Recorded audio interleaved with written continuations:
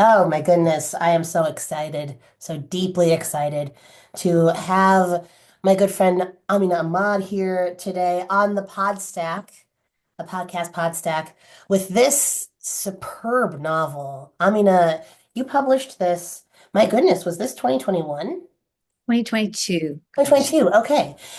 Yeah, either way, fairly recently. And the book has really taken off in my estimation. It's won some very, very exciting awards, gained a beautiful readership. And you're going to talk with me about it. And you have agreed to. I'm not saying that coercively.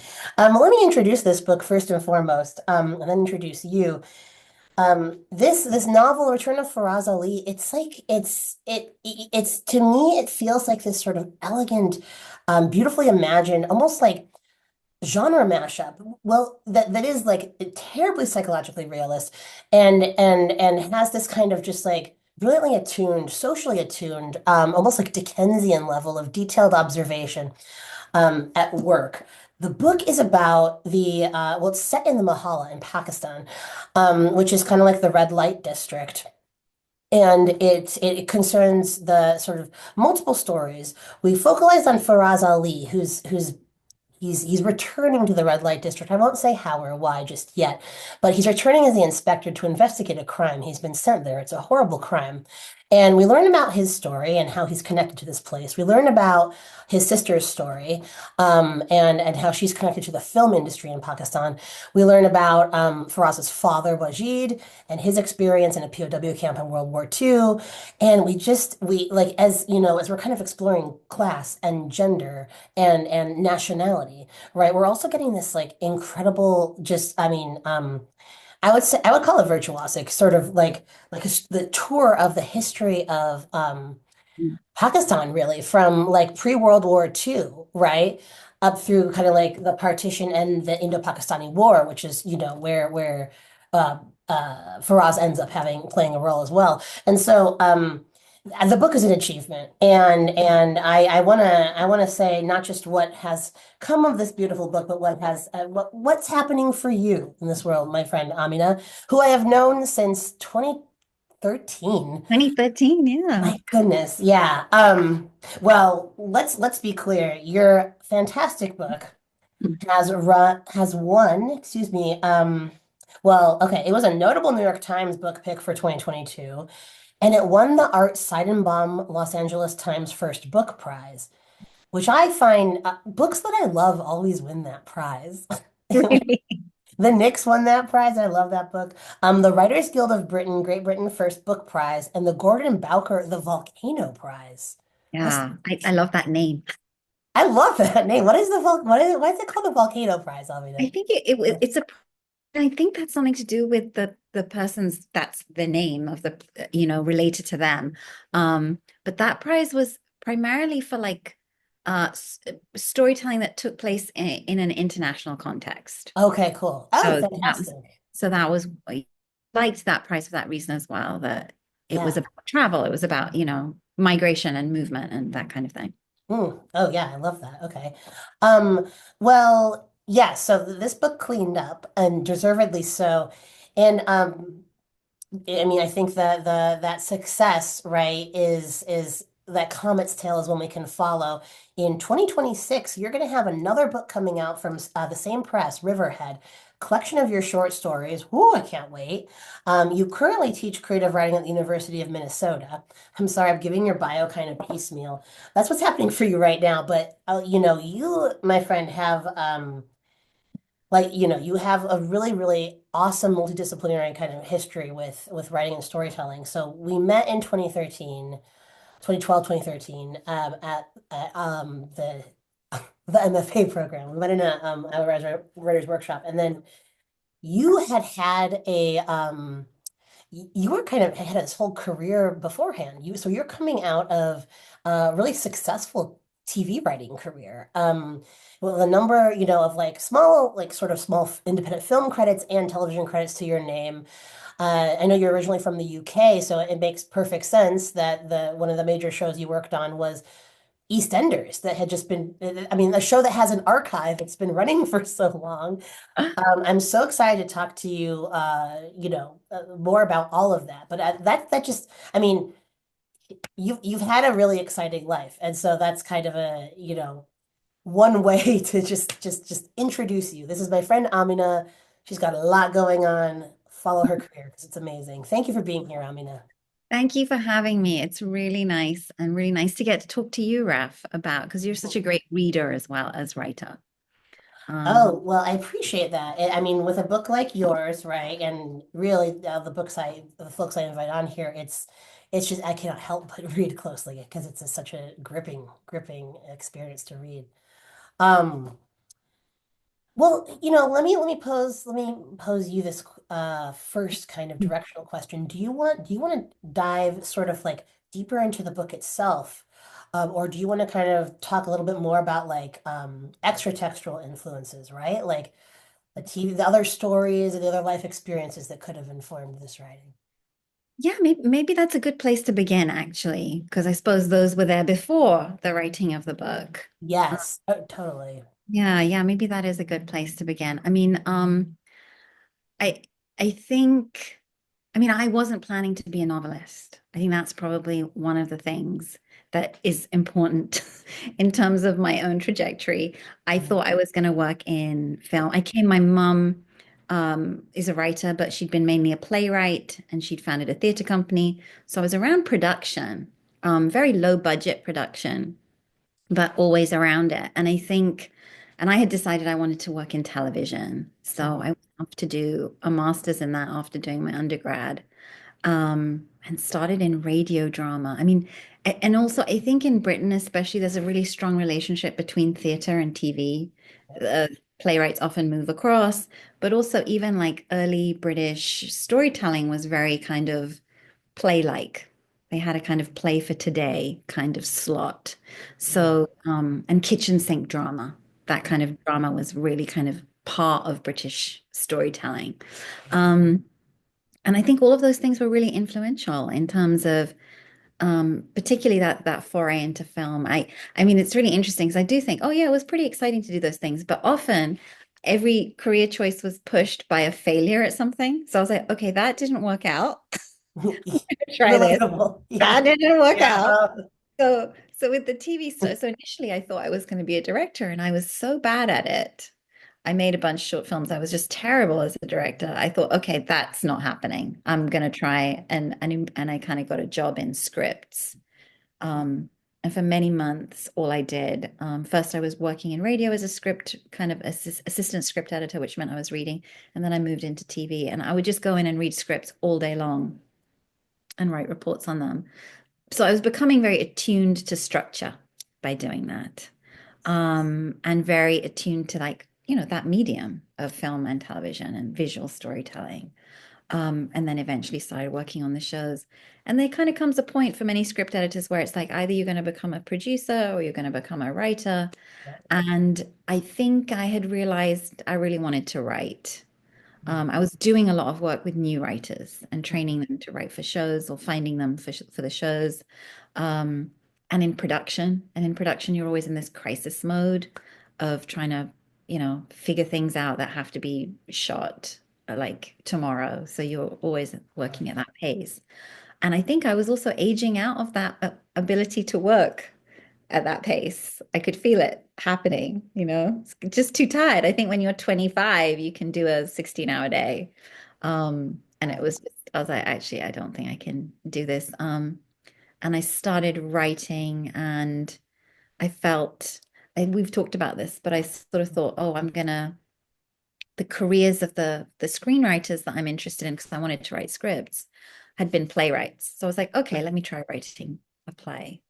Um, and and so I think I just kept trying things. And like I say, they often didn't develop, they often didn't go very far.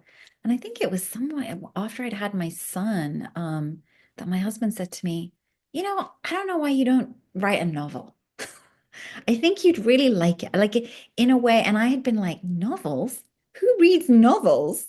That awful. And I was like, I'm not reading any novels right now. I'd spent like 10 years just kind of reading and immersing myself in scripts and films. And um, but I think all of that work that I had done for so long definitely prepared me in ways that I hadn't expected to write a novel. Um, at EastEnders, they think you're thinking about story arcs on like a soap opera Mhm. going to run for a year. And like you start to think about the architecture of storytelling. Um, and thinking architecturally and like that can be useful for a novel. It didn't mean I didn't get stuck and have a terrible, long drawn out, like everybody seems to, or a lot of people seem to have, with a novel. It's Um, hard. Yeah, right. right. But yeah, I think all those influences were there before sitting down to do it. Um, I mean, and I think it shows in the best possible way because like one of the things I want to talk about today too is the way that yeah, the way that like the novel's architecture is it's so like exquisitely calibrated. It's so like very like the plot as well, it's gripping, right? And it kind of you're swept along with it. And the thing that I love that you do is with the book is you create this really propulsive reading experience that's also like profoundly educational. And I want to talk too about the sort of like writing for, like in the West for a Western audience.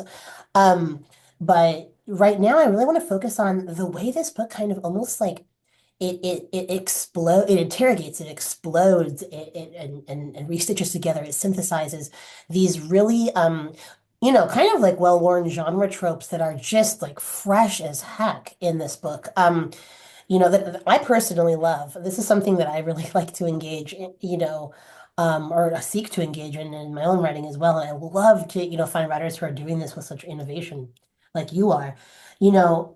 In this, like in Faraz Ali, okay, we meet. There are some noir tropes, right? There's like the noir trope of the kind of rogue detective with the checkered past.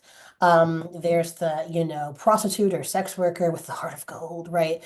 um, both of which are not let be, right? Both of which are sort of exploded in kind of almost like modernist fashion, right? It's no one, there's no sex worker who's sort of, perfect and innocent and wants to be saved. These are women doing work, who have complicated lives, just as the inspector's life is complicated. We see, I think with Rosina, this phenomenal showbiz story, right? It's so different. In fact, she talks about it in the book, right? Like my kind of film story, right? My story of fame is so different from the Elizabeth Taylor's, right? The American Hollywood story. Um, we see the sort of like lost past again, like the kind of like Don Draper phenomenon with Faraz himself. Um, and so I'm so curious, right? Like as you were writing this book, this like how were like these genre ideas at play for you? Like how was the noir story or the kind of like showbiz story?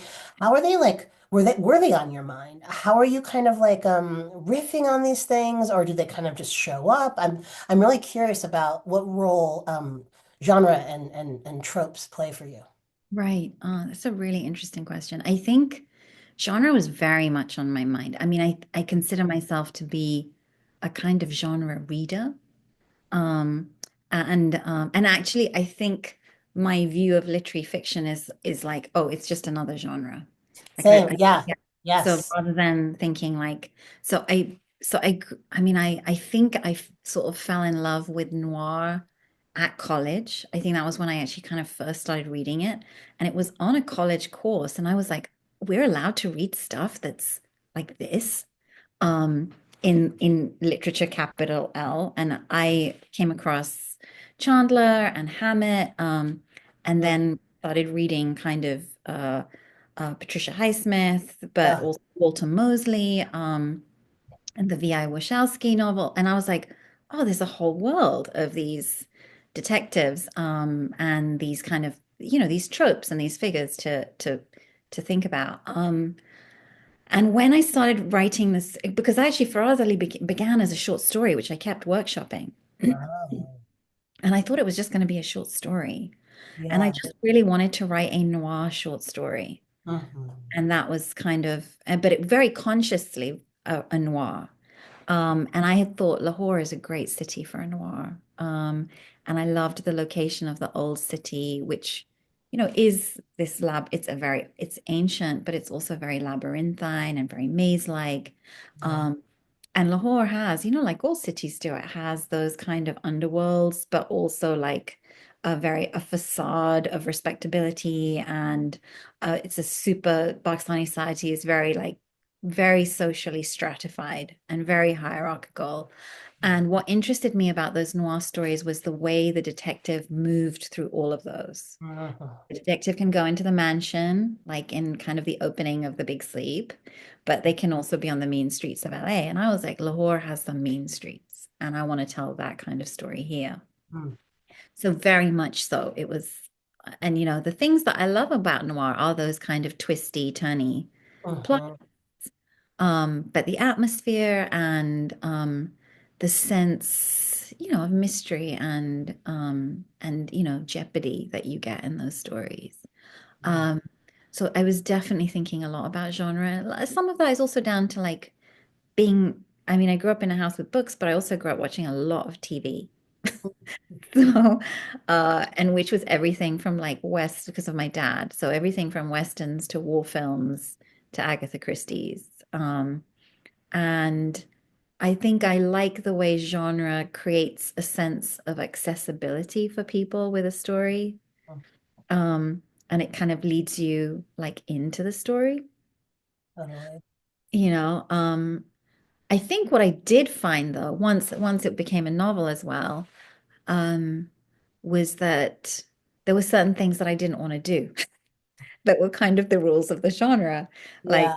you know, the detective goes and does one interview, and then actually they need to go interview five other people and kind of and I was like, actually, I don't think I want to do this five times. I don't want to write that scene again and again with various. So there was also like a love of genre, but like also when I was trying to write it, like, actually, I don't know if I can do this. Um, which I think altered the shape. And I wonder though, I mean, like it's the obviously I have no doubt that like mechanically and creatively you could breathe life into five different versions of the same scene. But I think it's that kind of like, well, I prefer not to, right? That makes it, I mean, I'm kind of a genre abolitionist. I'm even a bit genre agnostic at times. And I think that like literary fiction can actually, it can be kind of a mega genre that sort of catches, right? All of us who are like, oh my God, I love these ideas. I love the rhythm of this, or I love this trope, and I want to use it to explore XYZ, but I don't want to, like tick every single box, Yeah. and that's fine. And so I think that can also produce some really cool results. I mean, Motherless Brooklyn, I think, is a great example of kind of stepping outside that sort of those like the specific rhythms of a Dashiell Hammett novel, right? But also like using a lot of it to his advantage. And I mean, the comment you made about TV, the like watching a lot of TV, which I did too. I read a lot of books, watched a lot of TV, and it's so funny, Amina, because like I was literally, and this is like, please no, I think you'll take this as the very high compliment it is. It almost felt like I was like changing channels among beloved movies. Oh, here's Wajid in the POW camp. I'm watching a Steve McQueen movie. Yes. Oh, here's Rosina, like as here at this like kind of terrifying party with this madame. I'm watching Sunset Boulevard. Oh, Yeah. here's Faraz. He's like back in the Mahala, and I'm watching The Big Sleep or Night in the City. And it's like it was awesome. Like I mean, it was just an Glad amazing. you liked it. That's I actually do love that idea. I Yeah. think but for some genre readers, obviously there are disappointments, right? Like you go in expecting, okay, this is what I've been promised this. Right. Um, but one of the things that always used to interest me was like the kind of the Hitchcockian idea of the MacGuffin. Oh my God, yeah. Yeah, and so Totally. like an audience come in thinking the really important thing is retrieving the necklace, or the really important that's what it's about, but we don't really know why it's so important. Yeah. Where I felt like that was what the crime story was. It was I wanted to explore really, ideas around justice and ideas around what justice looks like for people in different communities.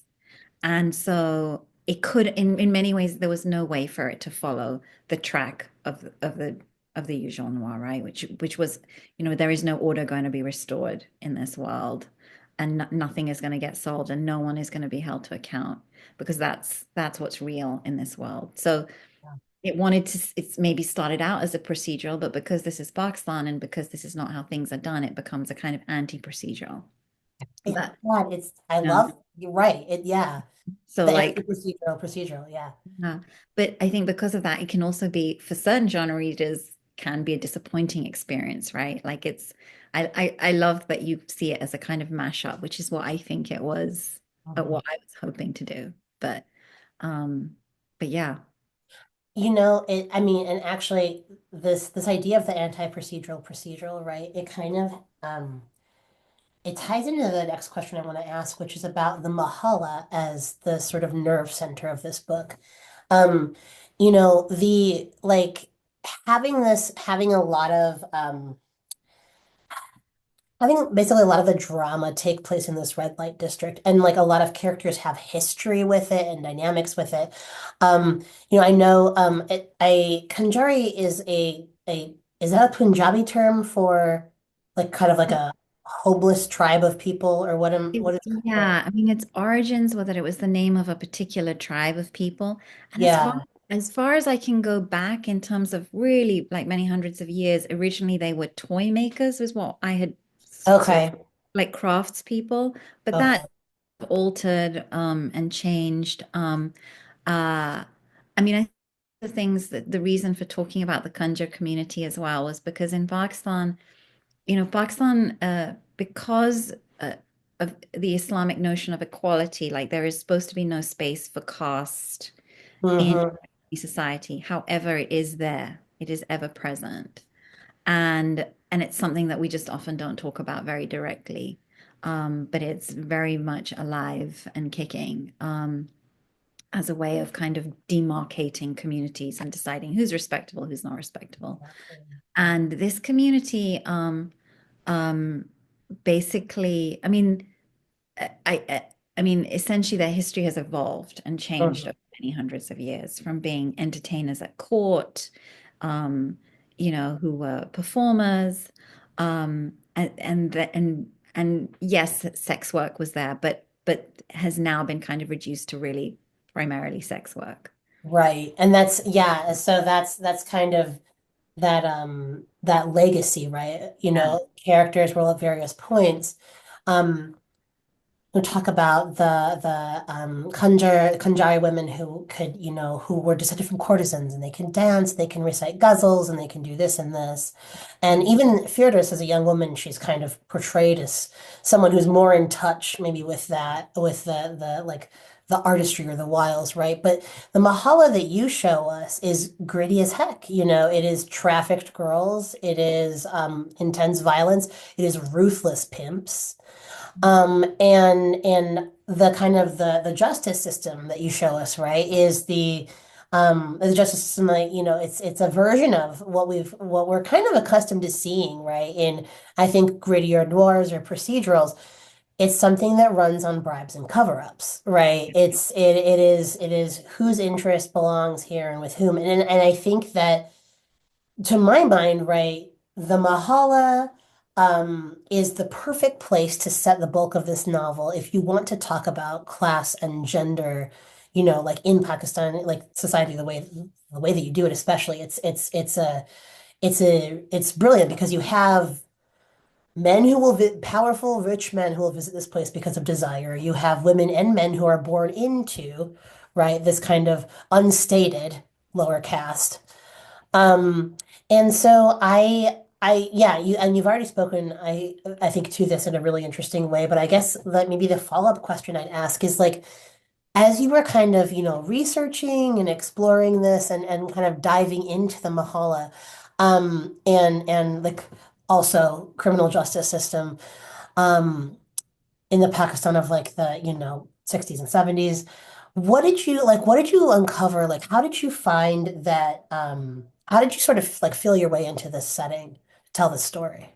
Yeah, I mean, I think it was like tracing the kind of loss of status that the Mohalla had kind of gone through was really interesting. It's not an easy thing to research actually, because Hmm. actually there aren't very many histories written about red light districts necessarily when people are doing social histories. I think remembering that partition created this incredible rupture. Um, Hmm. so that also reshaped things. But certainly, Firdaus, the character, when she talks about especially the legacy and the kind of work that she did of the 1930s and 40s, um, after partition, everything seems to have kind of shifted. And by the 60s, I mean, I think the other thing to remember is, Pakistan is created as an Islamic state. Hmm. And that also has a kind of fallout effect on communities who are doing this kind of work.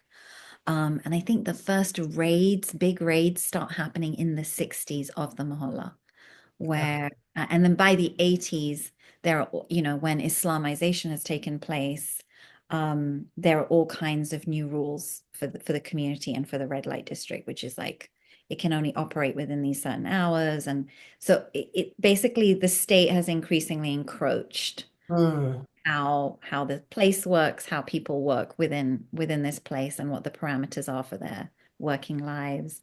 Um, so yeah, it was begin. I think by the time you're in the 80s and 90s, a place that was it sometimes in the 60 years earlier was kind of a fashionable place to go and be entertained has Hmm. become much grittier, much harder environment. And a much kind of starker place, and certainly the performance, because I think this relationship between dance and music as well is really key to like this work. And that is sort of transformed. So the idea that people are going to watch classical Indian dance, that's just gone by the time you're kind of in this place. Hmm. I think the women, people like Rosina was still being trained in classical dance, but I think by the 80s that's completely kind of gone. It's kind of Bollywood dancing. And that has kind of shifted and taken over. So that was also interesting to me, this relationship of art and making art and music Hmm. um, uh, in the red light district. But I think one of the things that had been really interesting to me was my dad's family home, which I used to visit in the summers in Lahore, was really only a few miles away from the old city and where this red light district was. And the red light, it had become by that point, it was kind of spoken of in kind of hushed terms.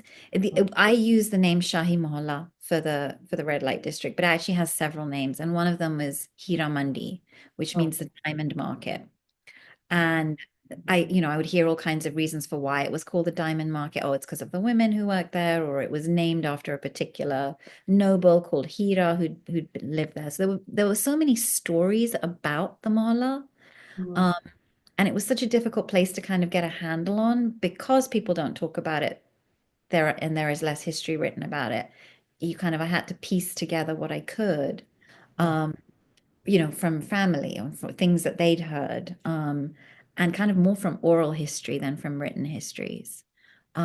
But it really interested me that, we were in these very respectable, very conservative living rooms, having very typically Pakistani conversations about marriage and family, which are the preoccupations of many middle class families. Um, and just a few miles away were these women doing, just a couple of miles away, doing this kind of really difficult and dangerous work. Hmm. Um, and that was something that I think continually struck me. That there was this whole class of people who were battling a whole host of different things that we in our living rooms were just completely oblivious to. I mean, yeah, I think like the living room obliviousness, right? I mean, maybe someone could accuse you of that as a kid, right? But certainly not as a writer and thinker. I think now, like, that dichotomy, right? Of like, it's almost like it's kind of there's like a David Lynch vibe to it a little bit. Maybe you're not leaning into the uncanniness, but you're certainly leaning into the hey, there could be a severed ear right in your front lawn, and how, like you have no idea. You're kind of sort of safe suburban ensconcement, right? What lurks beneath the immediate surface of, the street, right? Or like what's in an abandoned gas station. So I think that the way you kind of like frame that juxtaposition in the book, I think is so beautifully done. I'm I'm thinking too of history, right? Like and the way the characters interact with it. Because, this book, I mean, so the earliest sections are set in the 30s, and it kind of takes us all the way up through the Indo-Pakistani War, well, even later too. And we have like we're encountering a lot. Like we're encountering a POW camp in World War II. We're encountering, yes, like the 1947 partition of India and Pakistan. British colonial like rule and influence is something I actually have that its own kind of question for, tied up with like Western audiences and stuff. But like there's the Bhutto and the kind of like the socialism, the populism. And characters sort of like plug into this in various ways, and it's so like, I mean, this is historical fiction, right? Like, and you do it with such like, I mean, the fluency is incredible. You're doing that. You're doing kind of all this other genre work too, and I, I mean, I think that there are plenty of historical novels that one might pick up and feel just a bit lectured to. This was just a sweeping tour of a really gripping moment in this country's history, or series of moments rather. And I'm like really interested about like what history, both Pakistani history and maybe history writ large, like what is it, what do they mean for you as a writer of fiction? Yeah, I mean, I think that's a really interesting question. It's a big question too. I mean, I think in a way, writing this book was, I mean, on a very small scale, it was me trying to figure out what Pakistan is. I think when Sure. you are somebody who grows up outside, I'm a diaspora writer, but I have this relationship with this place. I have a sense that I'm from this place in some way. You kind of feel like you are trying to figure it out. Mm, And, initially, like I said, I had thought this was going to be this very neat, tiny little noir that I decided to set in this period. Um, and I hadn't had an idea that the novel was going to sprawl in this way. mhm, But it's sort of this thing that as soon as you start writing about any moment in time or about a character, a moment in their story, there is no way of writing it without understanding where they've come from and understanding what has gone before and mm, why they are where they are right now. And it's always because of a complex set of influences and structures around them. And I'd thought, oh, this is an interesting moment for me. I wanted to look at, I started the story in 1968. That's where the novel begins. mhm, Um, and partly because, I had grown up in the West, very aware of 1968 as being a very important year in terms of thinking and street protests that had happened here in Europe and in America. And I hadn't realized that there had been a kind of a global movement. So mm, that for me was a discovery. And I became interested in those socialist movements that had been happening there and challenging the military dictatorship of Ayoub at that time. And I thought that's where the story is going to be set. It's going to be very contained within that. Um, and it was exactly that process of going, oh, well, actually, I can't actually tell this story unless I understand where we've come from and mm, all those pieces of history that have these kind of reverberations yeah. for the society that you're in and also for the people in them. And South Asia had gone through something enormous with partition, which I still can't fully imagine the scale of what happened. Even the idea of a new country being made. Um, and I think going back further, it was super interesting to me to see that these people who had fought for the British, like some of the characters like Wajid, Uh, are then kind of the leading figures as Pakistan goes in to actually to commit a genocide in Bangladesh. Um, and I think those sort of circular patterns and the repeating of those patterns was something that started to interest me as I began writing. And I was like, oh, this all of this belongs in this book. I Right. can't really tell the story about this moment in time without telling this story and about without looking forward to seeing what happens as a Mm, result of all these kind of pressures that have happened. Um, it didn't, I mean, it doesn't, I think looking at history doesn't, I mean, I think there are insights to be had or interesting reflections that come of it. Um, and I think for me, on a personal level, it was about me understanding this place better mm, and figuring out what I thought Pakistan was. I think Pakistan has been trying to figure out what it is. You know, it's a place that was created in this really particular and peculiar way. um, and understanding pre-Pakistani history, which is often erased from Pakistan, actually, and then other points of erasure, like the war that you're talking about in 1971, is also has been very consciously erased mm, from history. So, for me, like all these kind of vanishing stories felt really important to kind of explore and think about um, in terms of understanding the world and the characters. Um, yeah, I mean, I do love history, but I never come away feeling like, oh, now I get it, why something. But also, there's never anything reassuring in discovering the history. It's generally distressing to feel like what, the things you do discover are often distressing. mhm. Um, but it felt important to say, I have discovered this. This is a new thing that I found out, and I think it connects to this and this and this. Um, and I think that was why, well, that's why history seems really important to me. I mean, that makes total sense. And I think like you said, you talked about like your experience as a diaspora writer, feeding your need, right? A very understandable one to know the place you are from. And then also the sort of diasporic experience of being from two places at once, right? And what does it mean to be from? What his home is?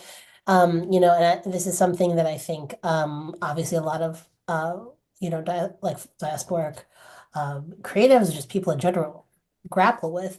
Um, and it kind of, it makes me, I have a question about this too. But it's sort of like, it makes me wonder about the experience of like being in the West, writing this, right? It's for a Western audience in that like it was first published with Riverhead, right? Wrote it in English.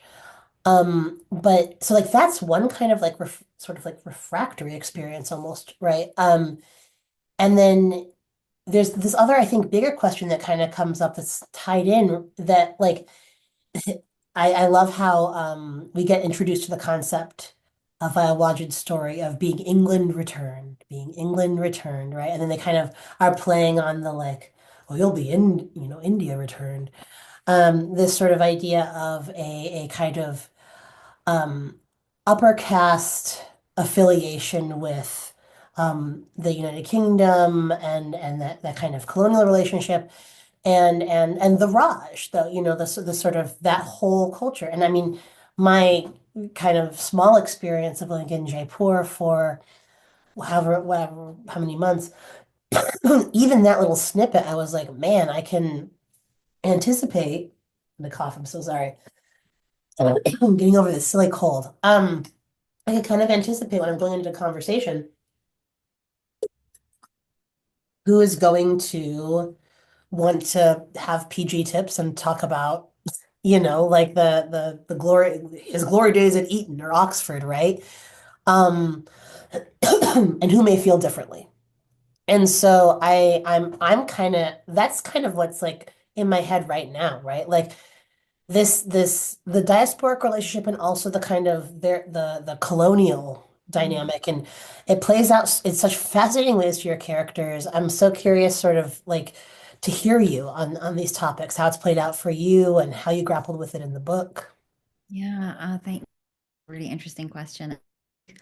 Um, I mean, I think being a writer, has shaped the book. I don't think I would have written the book if I hadn't been from this kind of slightly outside place. Um, and trying to figure out all before about trying to figure out what Pakistan is, what my relationship is to Pakistan. When you are a diasporic person, often I found myself, I think, growing up trying to figure out how Pakistani am I? If I do this, am I Pakistani? If I do this, and when I would go to Pakistan, I would suddenly feel how remote I was from my Pakistaniness. But also, in many ways, I was so much more comfortable. I was suddenly less visible than I was in 80s Britain, which was very, it felt like a very racist place at that time, particularly. Uh, so, Pakistan became a place of comfort and it became a place where I was very soothed. But I was also very conscious of the ways in which I was outside things. In a way that made writing the book interesting and in some ways a really interesting place to write from. I think sometimes when you are outside, it's it's easier to go in with a kind of colder eye about things, right? Like I think, and to feel less protective and less defensive about certain things, and to say I'm noticing these things. Right. Um, and so in that way, that was helpful. And in some ways, it was very helpful for writing someone like Faraz, who is in a similar place of being kind of a little bit inside, but kind of outside too. Yep. I kind of felt like, oh, I kind of know what that feeling is like to be, not quite here and not quite there.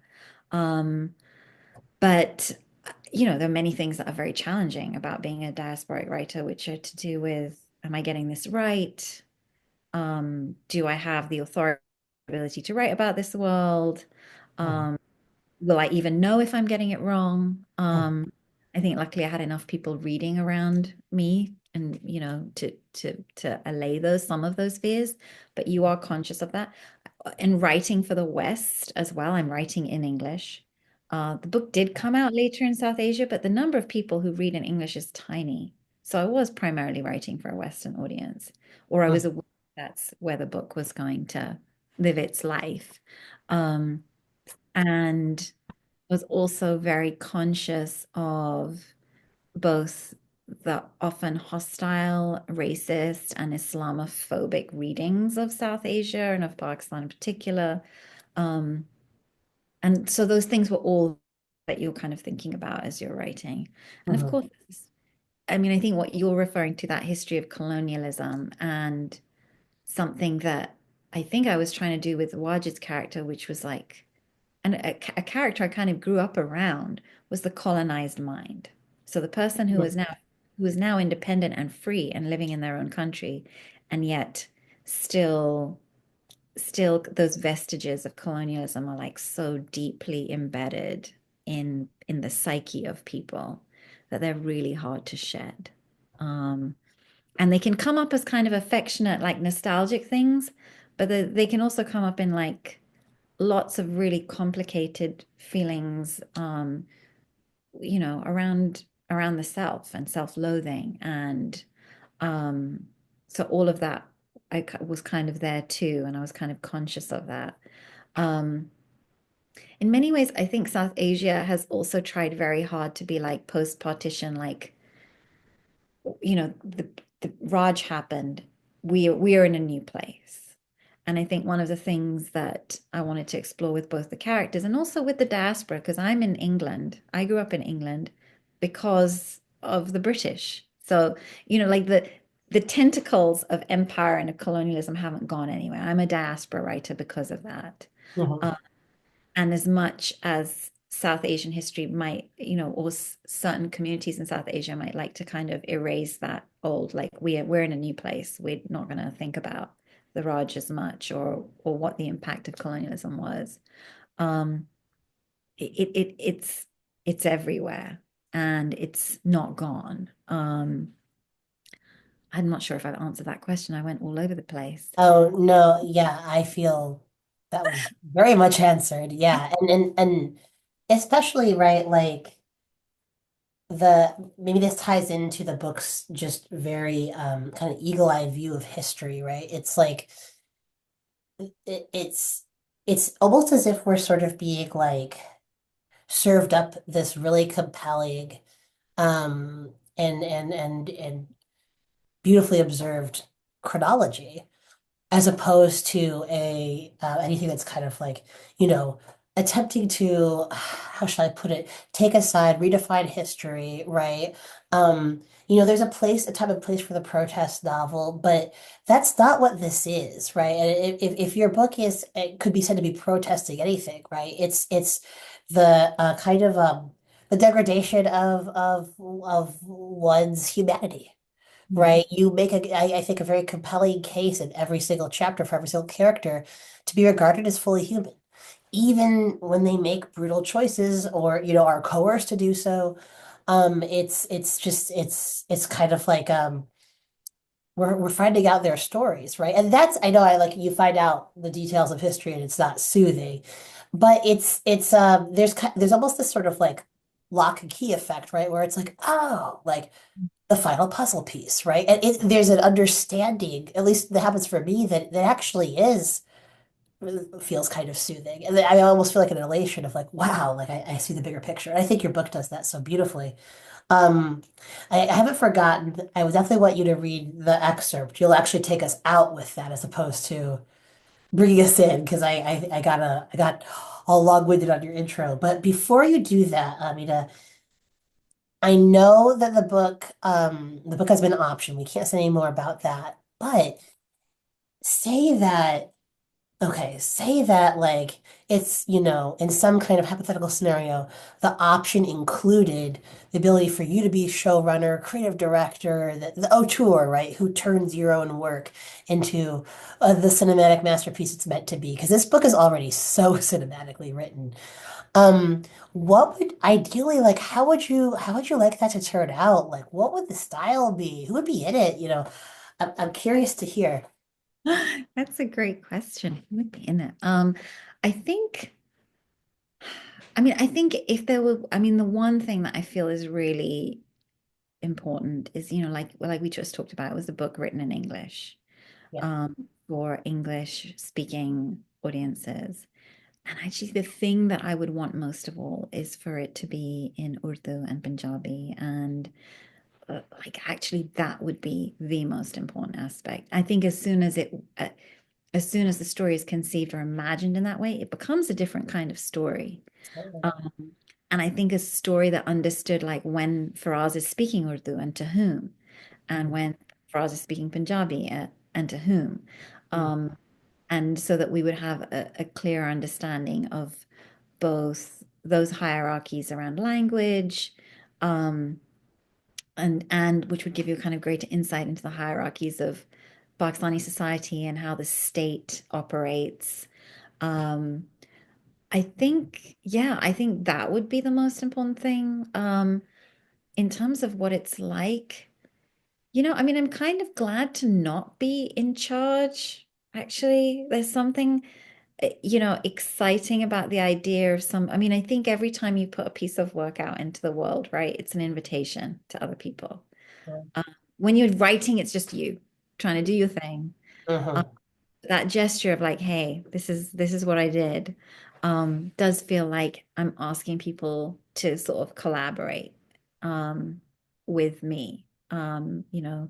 And that's how I feel when I'm reading somebody's work, right? I'm part of this process of making this book real.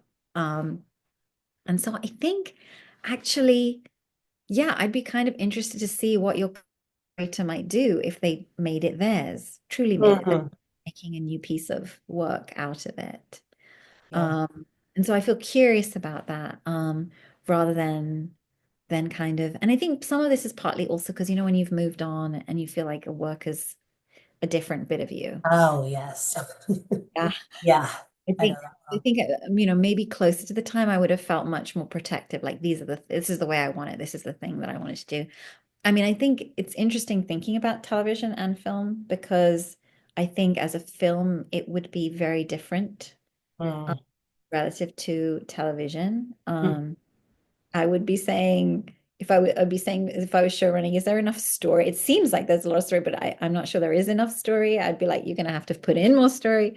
So I Yeah. think um I'd hope that if it were a film, if it has that kind of life, that it would have a kind of, you know, imagistic and poetic vision to it. I think that's Mm, all I'd say. Um, but that it would feel rooted in South Asia. Like I say, I've written this book kind of from the outside, and I mm. love for it to feel more like a book from the inside.